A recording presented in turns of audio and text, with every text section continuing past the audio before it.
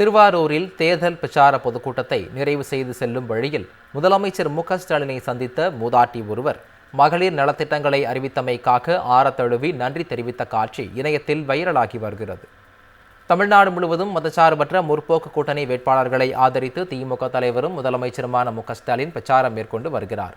அந்த வகையில் திருவாரூரில் நேற்று நடைபெற்ற தேர்தல் பிரச்சார பொதுக்கூட்டத்தில் பங்கேற்று தேர்தல் பரப்புரையை முதலமைச்சர் மு.க.ஸ்டாலின் தொடங்கினார்.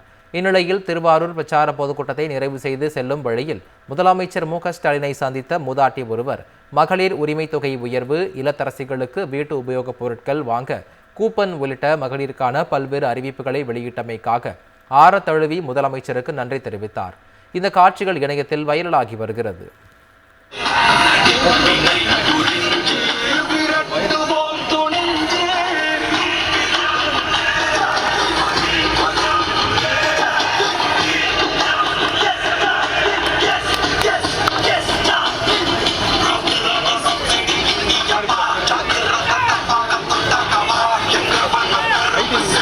திருவாரூரில் தேர்தல் பிரச்சார பொதுக்கூட்டத்தை நிறைவு செய்து செல்லும் வழியில் முதலமைச்சர் மு.க.ஸ்டாலினை சந்தித்த மூதாட்டி ஒருவர் மகளிர் நலத்திட்டங்களை அறிவித்தமைக்காக ஆரத்தழுவி நன்றி தெரிவித்த காட்சி இணையத்தில் வைரலாகி வருகிறது.